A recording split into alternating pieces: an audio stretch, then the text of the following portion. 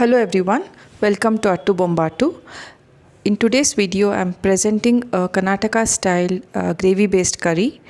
This is called goju. I'm making this with using raw tomatoes. So it is tomato kai goju. This goes very well with dosa, roti, chapati, hot rice, even with ragi balls such as ragi mudde. The tanginess of raw tomato gives it a very unique taste. So let's get started.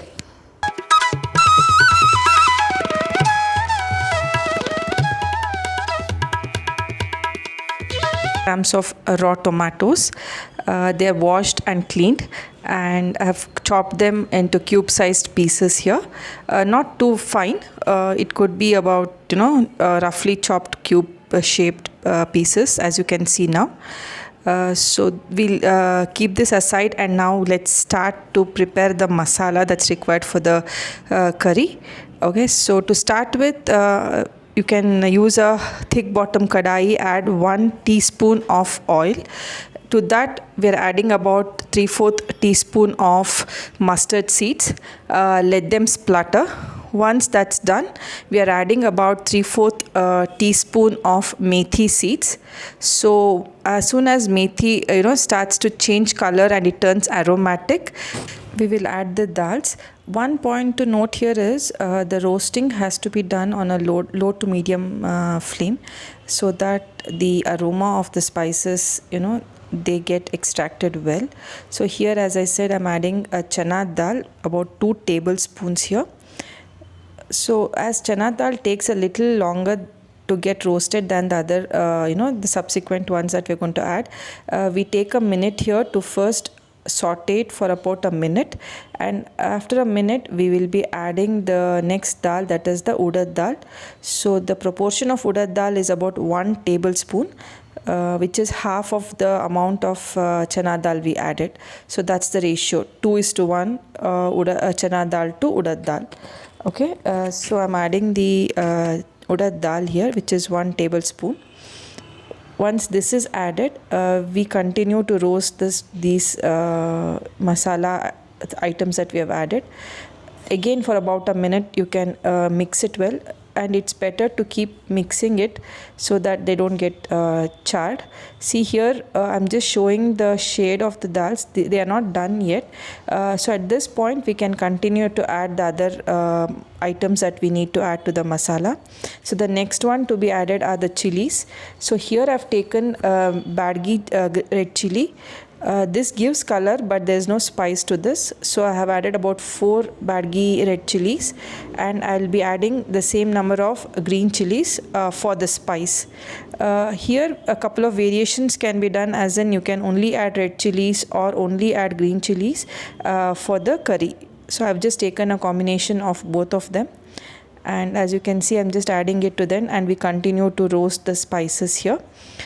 So once this again might take about a minute and a half, and you can see some white spots on the green chilies, and the red chilies will turn crisp. So at this point of time, I'm adding about half teaspoon of jeera. So this would be the spice that we are adding, the next one.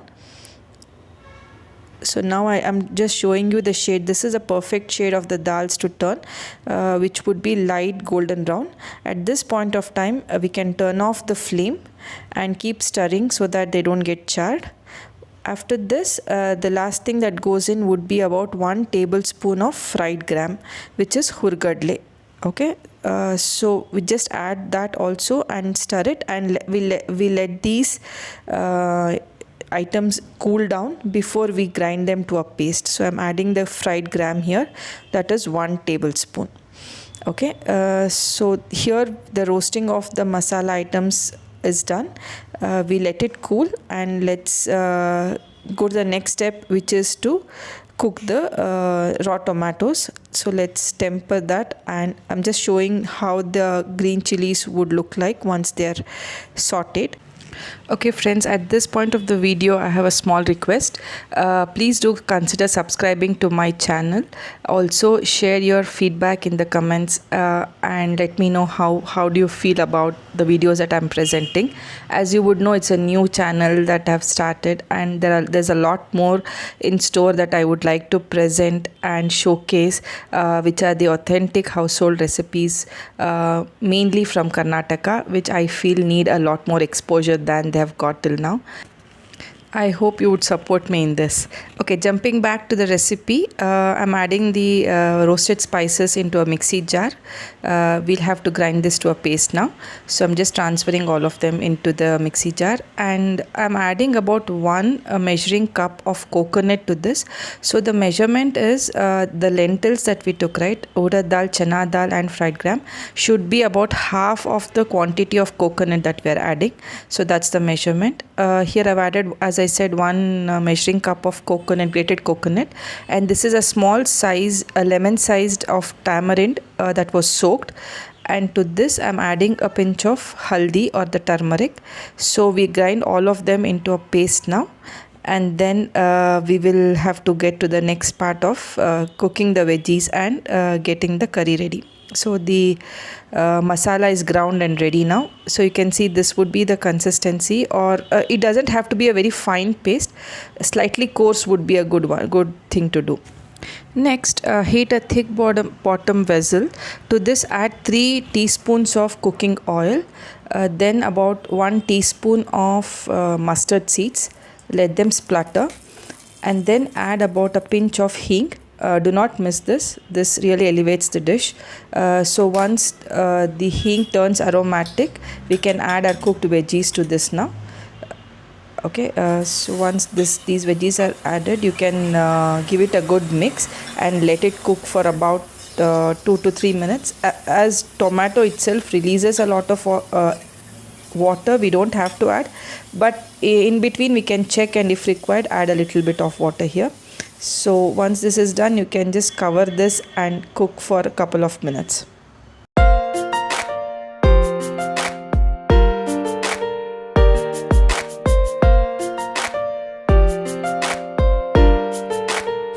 So let's check the veggies now. As you can see, this color has changed slightly and they have wilted down. So I'm checking whether it's cooked or not. As you can see, the pulp is mushy, but the skin is not getting cut now. But this is good enough. At this point of time, we can add the ground masala to the veggies, and we can continue with the preparation. So I'm adding the paste here.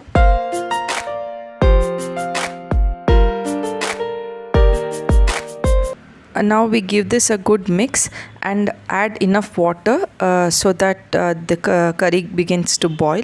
So I've used the water in the container, I've rinsed it and used that water, and then you can mix it and check the consistency. Now we add salt to taste, and I've added jaggery here.